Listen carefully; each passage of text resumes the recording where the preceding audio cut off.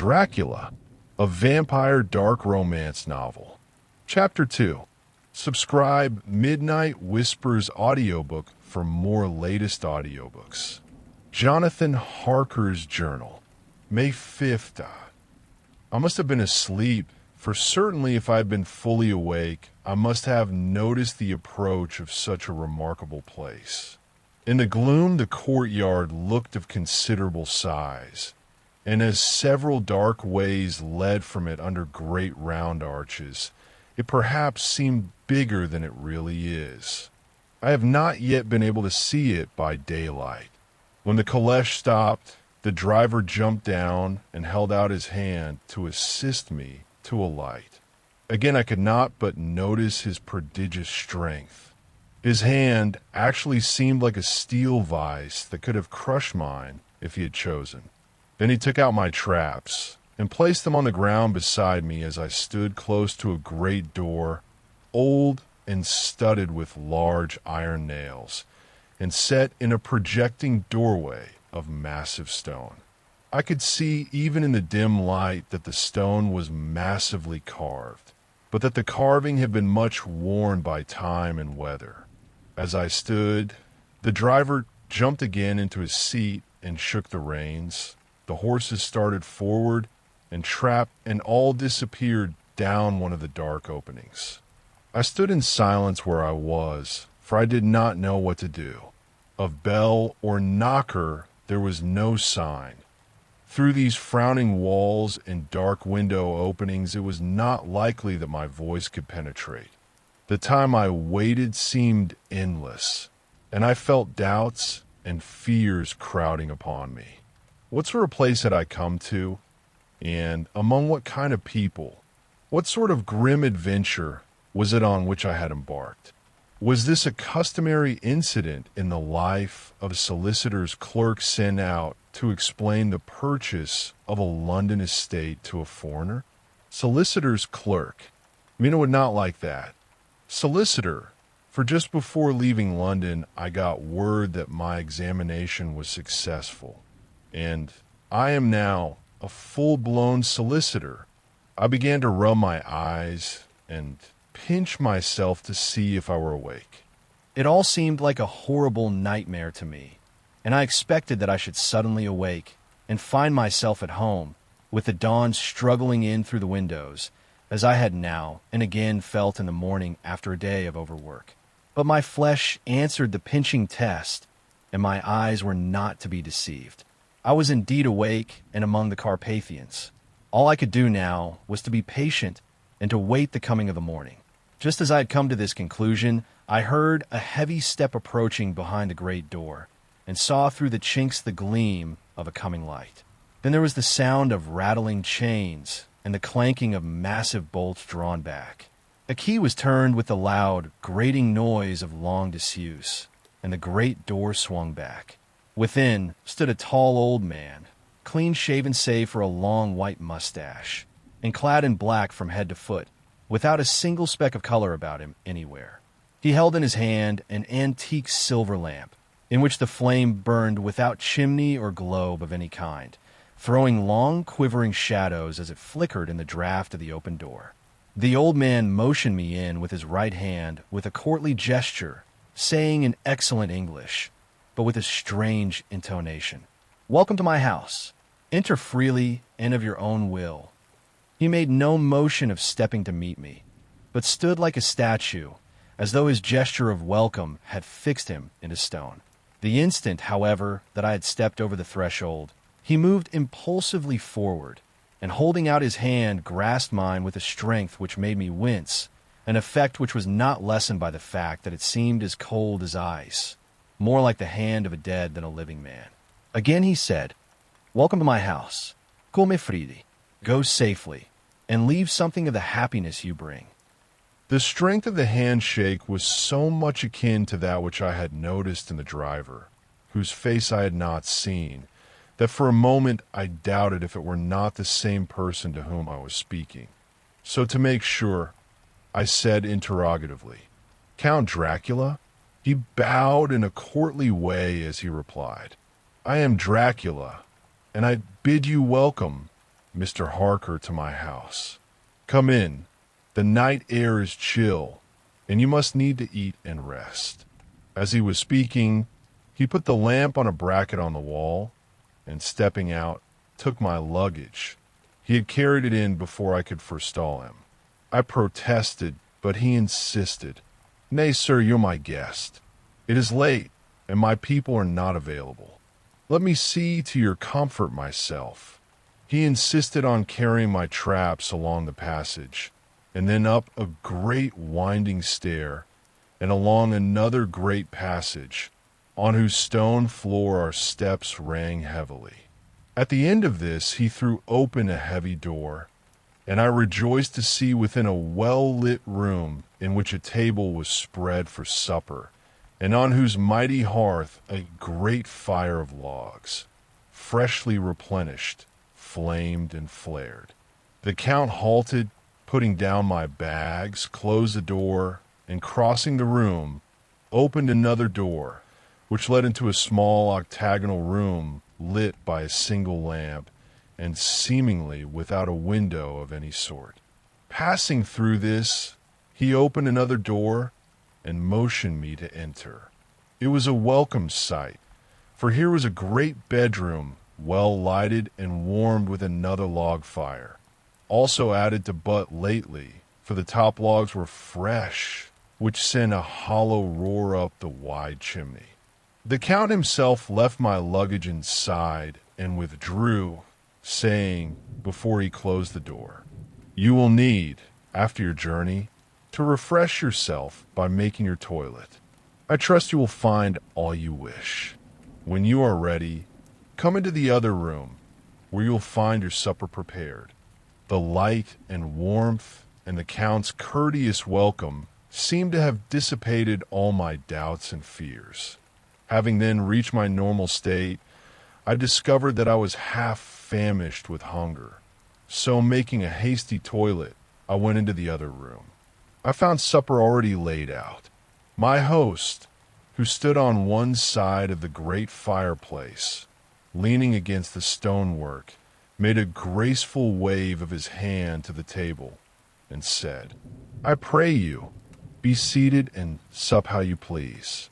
You will, I trust, excuse me that I do not join you, but I have dined already, and I do not sup." I handed to him the sealed letter which Mr. Hawkins had entrusted to me. He opened it and read it gravely. Then, with a charming smile, he handed it to me to read. One passage of it, at least, gave me a thrill of pleasure. I must regret that an attack of gout, from which malady I am a constant sufferer, forbids absolutely any traveling on my part for some time to come. But I am happy to say I can send a sufficient substitute, one in whom I have every possible confidence.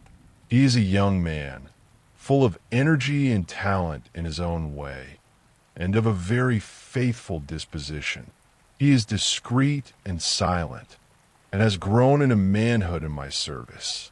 He shall be ready to attend on you when you will during his stay, and shall take your instructions in all matters. The Count himself came forward and took off the cover of a dish, and I fell to at once on an excellent roast chicken. This, with some cheese and a salad and a bottle of old Tokay, of which I had 2 glasses, was my supper. During the time I was eating it, the Count asked me many questions as to my journey, and I told him by degrees all I had experienced. By this time I had finished my supper, and by my host's desire had drawn up a chair by the fire, and begun to smoke a cigar which he offered me, at the same time excusing himself that he did not smoke. I had now an opportunity of observing him, and found him of a very marked physiognomy. His face was a very strong, aquiline, with high bridge of the thin nose and peculiarly arched nostrils, with lofty domed forehead, and hair growing scantily round the temples but profusely elsewhere.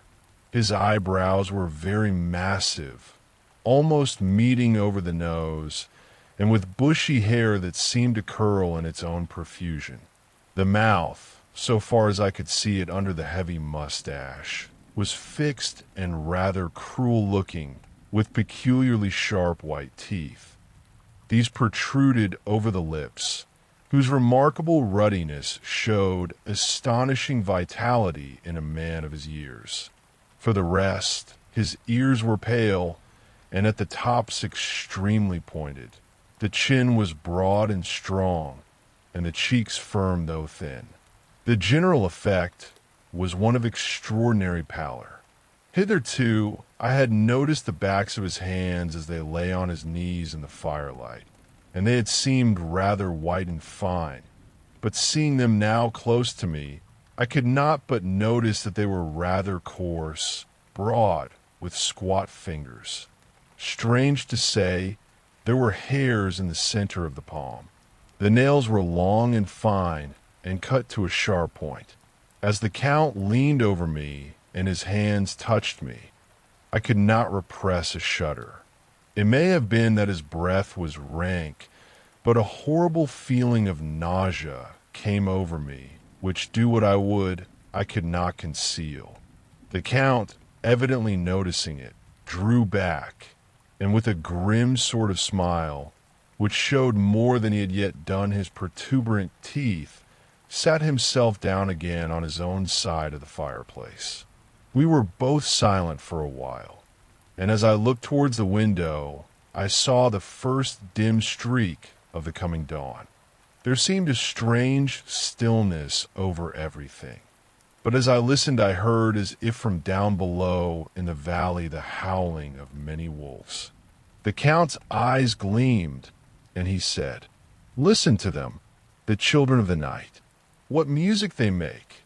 Seeing, I suppose, some expression in my face strange to him, he added, "Ah, sir, you dwellers in the city cannot enter into the feelings of the hunter." Then he rose and said, "But you must be tired. Your bedroom is all ready, and tomorrow you shall sleep as late as you will. I have to be away till the afternoon, so sleep well and dream well." With a courteous bow, he opened for me himself the door to the octagonal room, and I entered my bedroom. I am all in a sea of wonders. I doubt, I fear, I think strange things which I dare not confess to my own soul. God keep me, if only for the sake of those dear to me. May 7th. It is again early morning, but I have rested and enjoyed the last 24 hours. I slept till late in the day and awoke of my own accord. When I had dressed myself, I went into the room where we had supped and found a cold breakfast laid out, with coffee kept hot by the pot being placed on the hearth. There was a card on the table on which was written, "I have to be absent for a while. Do not wait for me, Duddy." I set to and enjoyed a hearty meal. When I had done, I looked for a bell so that I might let the servants know I had finished, but I could not find one. There are certainly odd deficiencies in the house, considering the extraordinary evidences of wealth which are round me. The table service is of gold, and so beautifully wrought that it must be of immense value. The curtains and upholstery of the chairs and sofas and the hangings of my bed are the costliest and most beautiful fabrics. They must have been of fabulous value when they were made, for they are centuries old, though in excellent order. I saw something like them in Hampton Court, but there they were worn and frayed and moth-eaten. But still in none of the rooms is there a mirror. There is not even a toilet glass on my table, and I had to get the little shaving glass from my bag before I could either shave or brush my hair. I have not yet seen a servant anywhere, or heard a sound near the castle except the howling of wolves. Some time after I had finished my meal, I do not know whether to call it breakfast or dinner, for it was between 5 and 6 o'clock when I had it. I looked about for something to read, for I did not like to go about the castle until I had asked the Count's permission. There was absolutely nothing in the room, book, newspaper, or even writing materials. So I opened another door in the room and found a sort of library. The door opposite mine I tried, but found it locked. In the library I found, to my great delight, a vast number of English books, whole shelves full of them, and bound volumes of magazines and newspapers. The table in the center was littered with English magazines and newspapers, though none of them were of very recent date. The books were of the most varied kind: history, geography, politics, political economy, botany, geology, law, all relating to England and English life and customs and manners. There were even such books of reference as the London Directory, the Red and Blue Books, Whitaker's Almanac, the Army and Navy Lists, and it somehow gladdened my heart to see it, the Law List. Whilst I was looking at the books, the door opened and the Count entered. He saluted me in a hearty way and hoped that I had had a good night's rest. Then he went on, "I am glad you found your way in here, for I am sure there is much that will interest you. These companions," and he laid his hand on some of the books, "have been good friends to me, and for some years past, ever since I had the idea of going to London, have given me many, many hours of pleasure. Through them I have come to know your great England, and to know her is to love her.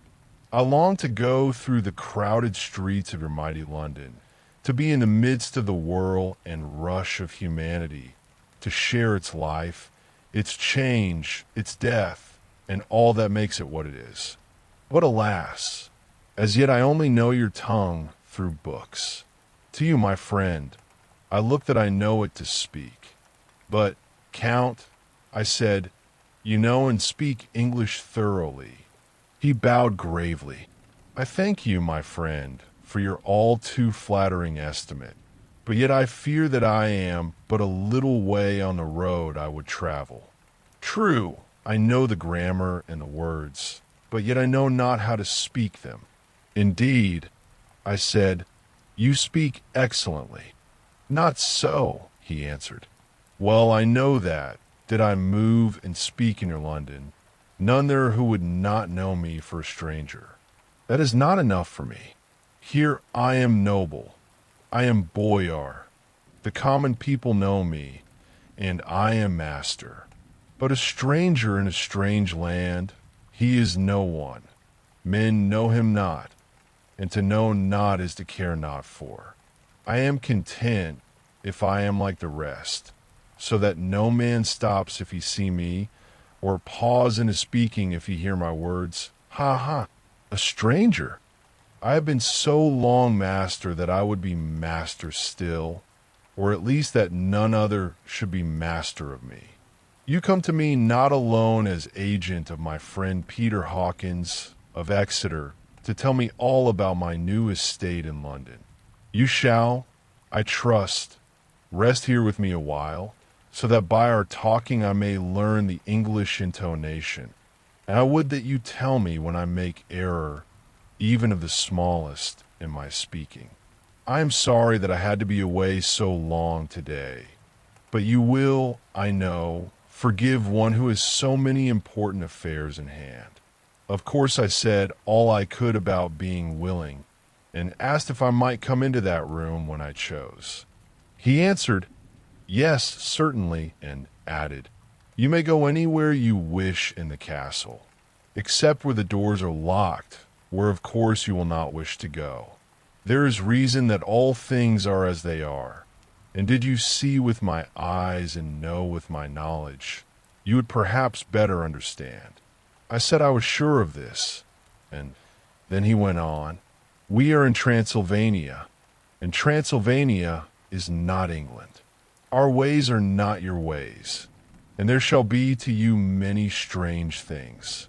Nay, from what you have told me of your experiences already, you know something of what strange things there may be. This led to much conversation, and as it was evident that he wanted to talk, if only for talking's sake, I asked him many questions regarding things that had already happened to me or come within my notice.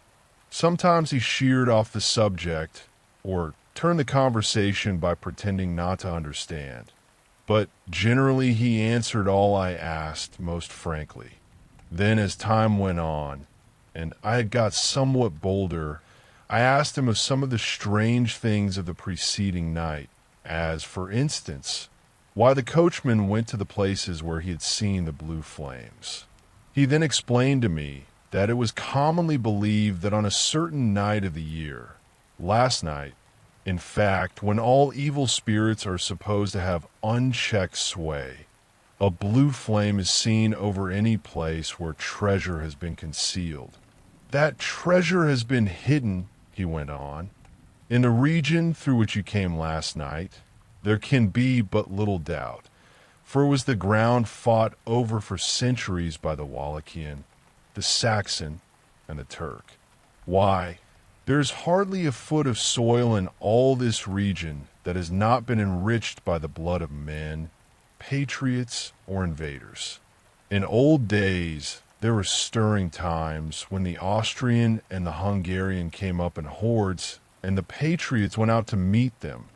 Men and women, the aged and the children too, and waited there coming on the rocks above the passes, that they might sweep destruction on them with their artificial avalanches.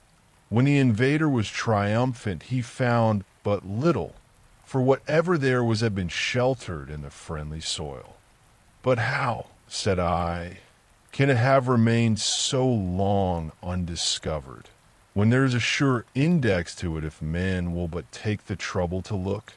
The Count smiled, and as his lips ran back over his gums, the long, sharp, canine teeth showed out strangely. He answered, "But how," said I, "can it have remained so long undiscovered, when there is a sure index to it if men will but take the trouble to look?" The Count smiled, and as his lips ran back over his gums, the long, sharp, canine teeth showed out strangely. He answered, "Because your peasant is at heart a coward and a fool. Those flames only appear on one night, and on that night no man of this land will, if he can help it, stir without his doors. And, dear sir, even if he did, he would not know what to do. Why, even the peasant that you tell me, of whom marked the place of the flame, would not know where to look in daylight, even for his own work. Even you would not, I dare be sworn, be able to find these places again." "There you are right," I said. "I know no more than the dead where even to look for them." Then we drifted into other matters. "Come," he said at last, "tell me of London and of the house which you have procured for me." With an apology for my remissness, I went into my own room to get the papers from my bag. Whilst I was placing them in order, I heard a rattling of china and silver in the next room, and as I passed through, noticed that the table had been cleared and the lamp lit, for it was by this time deep into the dark.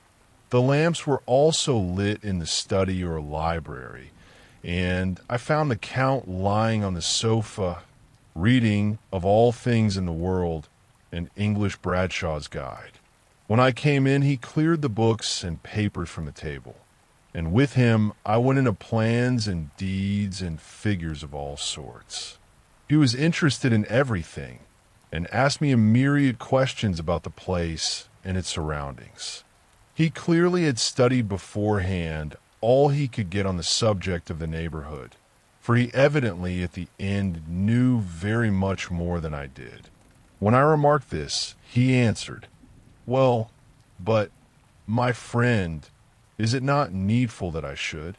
When I go there, I shall be all alone, and my friend Harker Jonathan. Nay, pardon me, I fall into my country's habit of putting your patronymic first.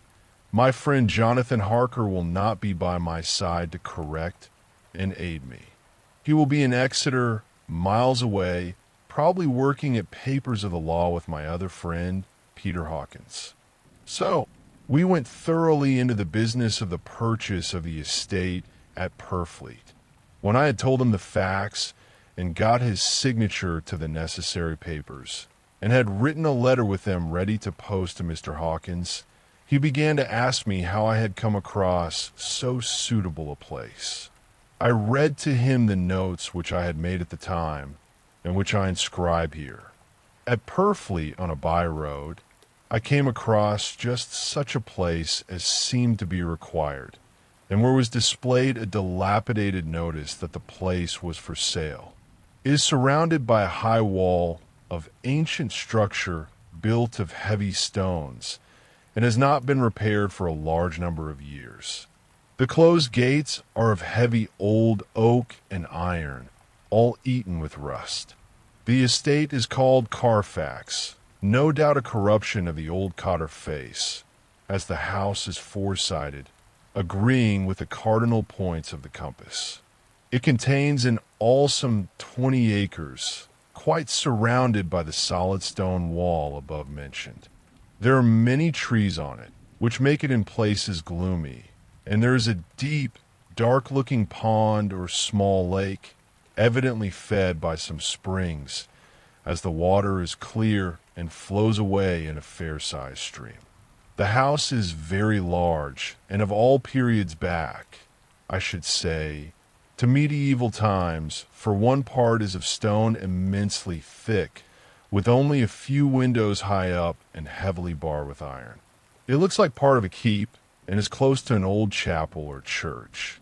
I could not enter it, as I had not the key of the door leading to it from the house, but I have taken with my Kodak views of it from various points. The house has been added to, but in a very straggling way, and I can only guess at the amount of ground it covers, which must be very great. There are but few houses close at hand, one being a very large house only recently added to and formed into a private lunatic asylum. It is not, however, visible from the grounds. When I had finished, he said, "I'm glad that it is old and big. I myself am of an old family, and to live in a new house would kill me. A house cannot be made habitable in a day. And after all, how few days go to make up a century. I rejoice also that there is a chapel of old times. We Transylvanian nobles love not to think that our bones may lie amongst the common dead. I seek not gaiety nor mirth, not the bright voluptuousness of much sunshine and sparkling waters which please the young and gay. I am no longer young, and my heart, through weary years of mourning over the dead, is not attuned to mirth. Moreover, the walls of my castle are broken, the shadows are many, and the wind breathes cold through the broken battlements and casements. I love the shade and the shadow, and would be alone with my thoughts when I may." Somehow his words and his look did not seem to accord, or else it was that his cast of face made his smile look malignant and saturnine. Presently, with an excuse, he left me, asking me to put all my papers together. He was some little time away, and I began to look at some of the books around me. One was an atlas, which I found open naturally at England, as if that map had been much used. On looking at it, I found in certain places little rings marked, and on examining these I noticed that one was near London on the east side, manifestly where his new estate was situated. The other two were Exeter and Whitby on the Yorkshire coast. It was the better part of an hour when the Count returned. "Aha," he said, "still at your books? Good, but you must not work always. Come, I am informed that your supper is ready." He took my arm, and we went into the next room, where I found an excellent supper ready on the table. The Count again excused himself, as he had dined out on his being away from home. But he sat as on the previous night and chatted whilst I ate. After supper I smoked, as on the last evening, and the Count stayed with me, chatting and asking questions on every conceivable subject, hour after hour. I felt that it was getting very late indeed, but I did not say anything, for I felt under obligation to meet my host's wishes in every way. I was not sleepy, as the long sleep yesterday had fortified me, but I could not help experiencing the chill which comes over one at the coming of the dawn, which is like, in its way, the turn of the tide. They say that people who are near death die, generally at the change to the dawn or at the turn of the tide. Anyone who has, when tired, and tied as it were to his post, experienced this change in the atmosphere can well believe it. All at once we heard the crow of a cock coming up with preternatural shrillness through the clear morning air. Count Dracula, jumping to his feet, said, "Why, there's the morning again. How remiss I am to let you stay up so long. You must make your conversation regarding my dear new country of England less interesting, so that I may not forget how time flies by us." And, with a courtly bow, he quickly left me. I went into my own room and drew the curtains. But there was little to notice. My window opened into the courtyard. All I could see was the warm gray of quickening sky. So I pulled the curtains again and have written of this day, May 8th. I began to fear as I wrote in this book that I was getting too diffuse. But now I am glad that I went into detail from the first, for there is something so strange about this place and all in it that I cannot but feel uneasy. I wish I were safe out of it, or that I had never come. It may be that this strange night existence is telling on me. But would that were all. If there were anyone to talk to, I could bear it, but there is no one. I have only the Count to speak with, and he. I fear I am myself the only living soul within the place. Let me be prosaic so far as facts can be. It will help me to bear up, and imagination must not run riot with me. If it is I am lost, let me say at once how I stand, or seem to. I only slept a few hours when I went to bed, and feeling that I could not sleep any more, got up. I had hung my shaving glass by the window, and was just beginning to shave. Suddenly, I felt a hand on my shoulder, and heard the Count's voice saying to me, "Good morning." I started, for it amazed me that I had not seen him, since the reflection of the glass covered the whole room behind me. In starting, I had cut myself slightly, but did not notice it at the moment. Having answered the Count's salutation, I turned to the glass again to see how I had been mistaken. This time there could be no error, for the man was close to me, and I could see him over my shoulder. But there was no reflection of him in the mirror. The whole room behind me was displayed, but there was no sign of a man in it, except myself. This was startling, and, coming on the top of so many strange things, was beginning to increase that vague feeling of uneasiness which I always have when the Count is near. But at the instant I saw that the cut had bled a little, and the blood was trickling over my chin. I laid down the razor, turning as I did, so half round to look for some sticking plaster. When the Count saw my face, his eyes blazed with a sort of demoniac fury, and he suddenly made a grab at my throat. I drew away, and his hand touched the string of beads which held the crucifix. It made an instant change in him, for the fury passed so quickly that I could hardly believe that it was ever there. "Take care," he said. "Take care how you cut yourself.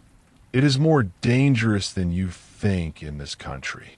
Then, seizing the shaving glass, he went on, "And this is the wretched thing that has done the mischief. It is a foul bauble of man's vanity. Away with it.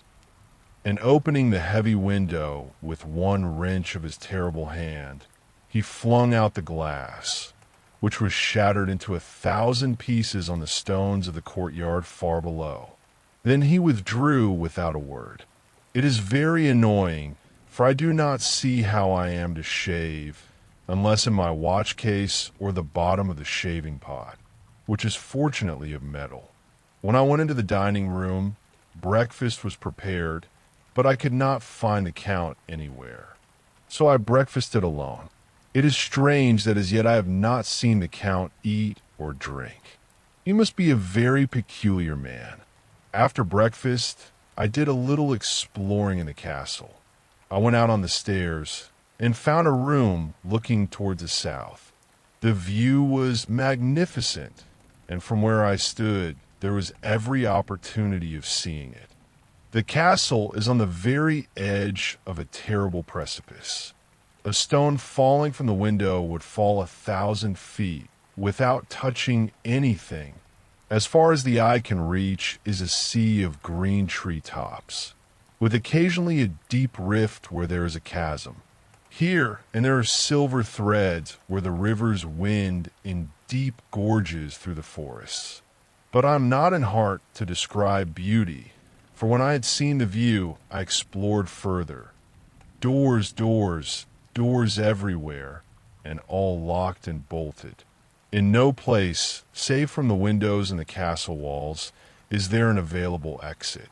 The castle is a veritable prison, and I am a prisoner